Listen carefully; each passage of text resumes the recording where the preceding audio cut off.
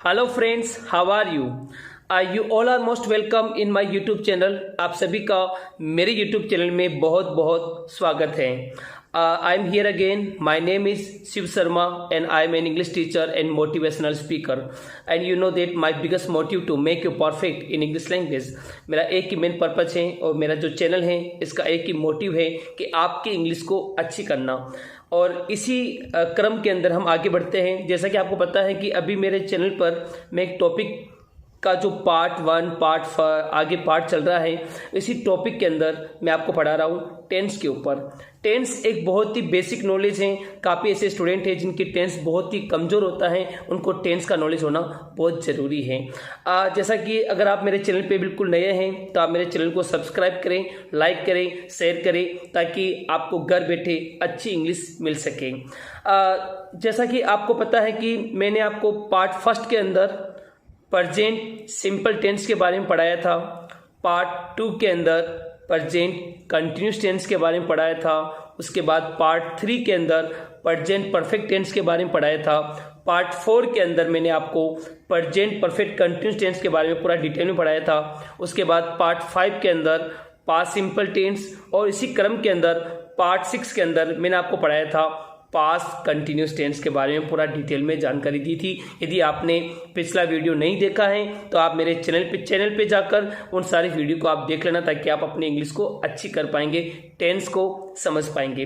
तो हमारा let's start, here we go. हमारा टॉपिक है टेंस। आज है इसी टेंस के सीक्वेंस के अंदर आज जो हमारा टॉपिक है पार्ट 7। तो पार्ट 7 के अंदर आज का जो टॉपिक है वो है पास्ट परफेक्ट टेंस। तो पास्ट परफेक्ट टेंस के बारे में हम समझते हैं। पास्ट परफेक्ट टेंस का क्या आइडेंटिफिकेशन है, क्या पहचान है, इसका पूरा नॉलेज हम अब लेते हैं। तो पास्ट परफेक्ट टेंस के बारे में आपको बताना चाहूँगा दोस्तों, आइडेंटिफिकेशन, पहचान, कि हर टेंस की अपनी एक पहचान होती है। हमें पता होना चाहिए कि हम कैसे पता करें कि कहाँ पर पास्ट परफेक्ट टेंस का प्रयोग किया जाता है। तो सबसे पहले बात करते हैं पास्ट परफेक्ट टेंस की आइडेंटिफिकेशन में। जो इसकी पहली पहचान वो है मेन वर्ब की इसके अंदर थर्ड फॉर्म का प्रयोग किया जाता है। पास्ट परफेक्ट टेंस के अंदर मेन वर्ब की थर्ड फॉर्म का प्रयोग किया जाता है। तो राइट की थर्ड फॉर्म क्या हुई? Write, wrote, written. अच्छा, प्ले की थर्ड फॉर्म क्या हुई? प्लेड। ओके, जैसे break, broke, broken.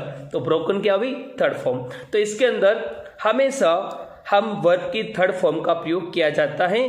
Perfect tense जो भी, जैसे कि मैंने आपको पहले पढ़ाया था प्रेजेंट परफेक्ट टेंस, उसमें भी वर्ब की थर्ड फॉर्म का प्रयोग किया जाता था, और इसमें भी पास्ट परफेक्ट टेंस के अंदर भी हम वर्ब की थर्ड फॉर्म का प्रयोग करते हैं।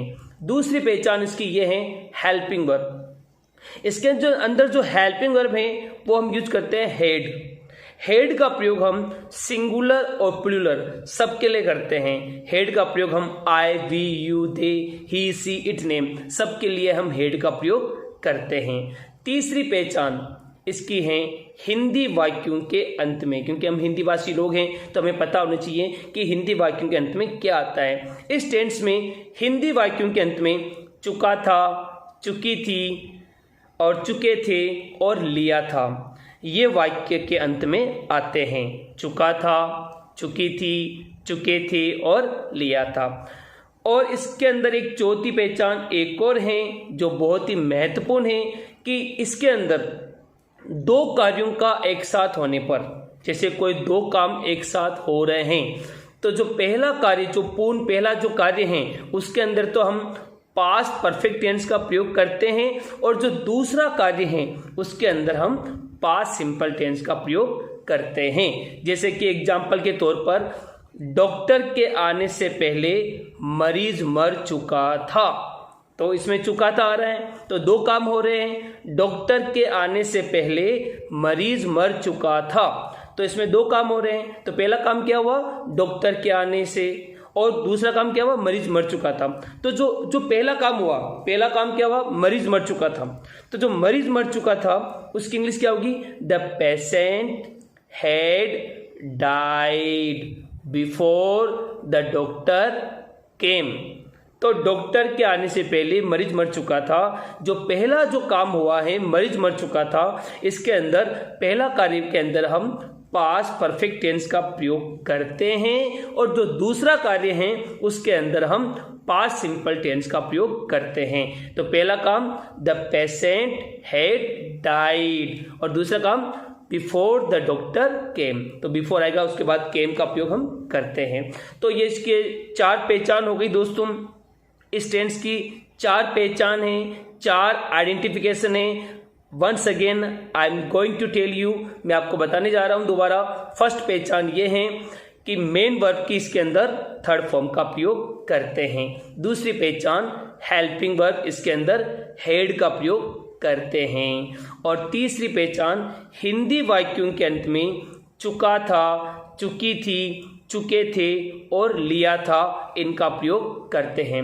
अगर हम बात करें चौथी जो पहचान है, जो चौथी पहचान क्या मैंने आपको बताई थी कि 2 कार्यों का एक साथ होने पर जो पहला पूर्ण कार्य है उसके अंदर हम पास्ट परफेक्ट टेंस का प्रयोग करते हैं और जो दूसरा कार्य है उसके अंदर हम पास्ट सिंपल टेंस का प्रयोग करते हैं। इसका हम एग्जाम्पल समझ के और अच्छी तरह समझ पाएंगे आगे। अब हम समझते हैं, लेट्स गो अहेड, आगे बढ़ते हैं। अब हम समझते हैं इसका फॉर्मूला। तो इसका फॉर्मूला क्या है, पास्ट परफेक्ट टेंस का फॉर्मूला क्या है। जैसे कि आपको पता है कि 5 प्रकार के सेंटेंसेस होते हैं, मैंने आपको पहले पढ़ाया था। Affirmative sentence, negative sentence, interrogative sentence, interrogative negative और WH वर्ड, ये 5 प्रकार के सेंटेंसेस होते हैं। तो इनका वाक्य निर्माण कैसे होता है वो हम समझते हैं। तो पहला कार्य है अफर्मेटिव सेंटेंस। तो अफर्मेटिव सेंटेंस का वाक्य निर्माण बिल्कुल सिंपल है। सबसे पहले सब्जेक्ट आएगा, उसके बाद हेड आएगा, उसके बाद वर्ब की थर्ड फॉर्म और फिर ऑब्जेक्ट। ओके, दूसरा है नेगेटिव सेंटेंस। तो नेगेटिव सेंटेंस का फॉर्मूला क्या होगा, सब्जेक्ट, उसके बाद हेड, उसके बाद नोट तीसरे नंबर पे आएगा, उसके बाद वर्ब की थर्ड फॉर्म और ऑब्जेक्ट। अगर हम बात करें इंट्रोगेटिव सेंटेंस की, तो इंट्रोगेटिव सेंटेंस का फॉर्मूला ये होगा, सबसे पहले हेड आएगा, उसके बाद सब्जेक्ट, उसके बाद वर्ब की थर्ड फॉर्म, ऑब्जेक्ट और क्वेश्चन मार्क। अगर हम बात करें इंट्रोगेटिव नेगेटिव सेंटेंस की, वो उसका वाक्य निर्माण कैसे होता है, तो सबसे पहले हेड आएगा, उसके बाद सब्जेक्ट, उसके बाद नोट, फिर वर्ब की थर्ड फॉर्म, ऑब्जेक्ट और क्वेश्चन मार्क का प्रयोग करते हैं। 5वीं बात करते हैं WH वर्ड। WH वर्ड का वाक्य निर्माण कैसे होता है, बिल्कुल सिंपल है। सबसे पहले WH वर्ड आएगा, उसके बाद हेड, उसके बाद सब्जेक्ट, वर्ब की थर्ड फॉर्म, ऑब्जेक्ट और क्वेश्चन मार्क। ये हुआ इसका फॉर्मूला। अब हम समझते हैं एग्जाम्पल्स। लेट्स गो अहेड, आगे बढ़ते हैं। एग्जाम्पल समझते हैं, पास्ट परफेक्ट टेंस का एग्जाम्पल क्या है। तो एक एग्जाम्पल है जैसे कि वह खाना खा चुका था, वह खाना खा चुका था, या फिर उसने खाना खा लिया था। ध्यान देना, वह खाना खा चुका था या फिर उसने खाना खा लिया था। तो लास्ट में क्या आ रहा है, चुका था और लिया था। तो इंग्लिश क्या होगी, ही हैड इटन फूड। खाना खाने के लिए हम टेक का भी प्रयोग कर सकते हैं, ही हैड टेकन फूड, और ईट एट इटन का भी प्रयोग कर सकते हैं। तो he had eaten food. Negative क्या होगा, वह खाना नहीं खा चुका था, तो he had not eaten food. Okay, interrogative, क्या वह खाना खा चुका था, तो क्या होगा, हैड ही इटन फूड। और चौथी बात करें, क्या वह खाना नहीं खा चुका था, तो had he not eaten food. और वह खाना कितनी बजे खा चुका था, वह खाना कितनी बजे खा चुका था। अगर हम बात करें तो what time had he eaten food. अब हम आगे समझते हैं 2 कार्यों का एक साथ होने वाले जो वाक्य हैं उनकी इंग्लिश कैसे बनाते हैं। जैसे कि अभी मैंने आपको बताया था डॉक्टर के आने से पहले मरीज मर चुका था, अभी मैंने आपको बताया था। तो पहला काम क्या हुआ, मरीज मर चुका था। दूसरा काम डॉक्टर के आना। तो जो पहला कार्य है उसके अंदर हम पास्ट परफेक्ट टेंस का प्रयोग करते हैं। तो डॉक्टर के आने से पहले मरीज मर चुका था। पहला कार्य जो हुआ है वो मरीज मर चुका था, डॉक्टर बाद में आया, तो डॉक्टर का आना दूसरा कार्य है। पहला काम मरीज मर चुका था, तो इंग्लिश क्या होगी?